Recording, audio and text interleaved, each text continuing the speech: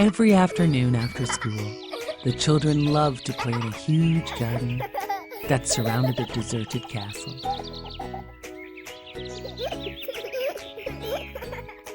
They loved to play there. One day while playing, a great voice yelled out, "What are you doing in my garden?"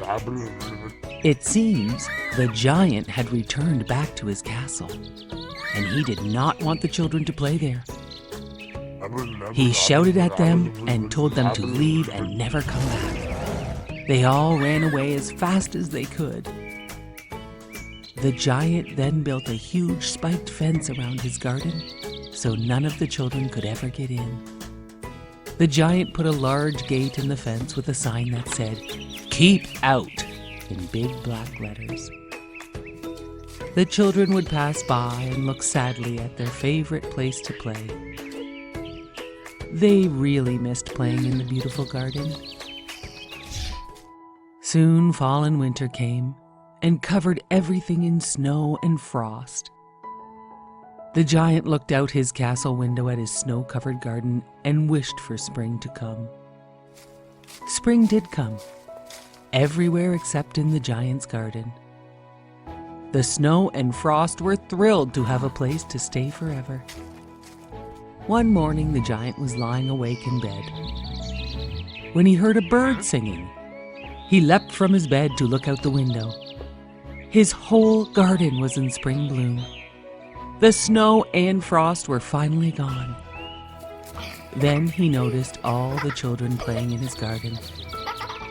You see, they had snuck into the garden through a hole in the wall, and spring had followed them in.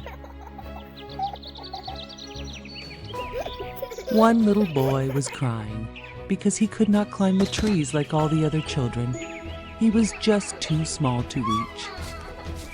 The giant helped the small boy to the top of the tree. The little boy gave the giant a hug and a kiss and said thank you. The giant thought it was time to let the children play in his garden, so he knocked down the big wall. The children played every day in the giant's beautiful garden. When the giant realized he had not seen the little boy he had helped to the top of the tree, he asked the other children, "Where is your little friend?" "We do not know," said the children. The giant asked the children every day if they had seen their little friend. The children told the giant, "The only day we saw him was the day you knocked down the wall." The years passed and the giant grew old and weak, and he could no longer play with the children. One cold winter morning, he was looking out the window, and he noticed the most beautiful tree he had ever seen. Wow!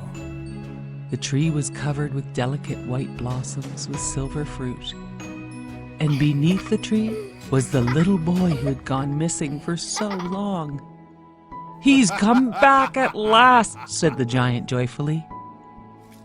Forgetting how old and weak he was, the giant rushed down the castle stairs and hurried across the garden. But as he neared closer towards the little boy, he saw bruises and cuts and nail marks in his hands and feet.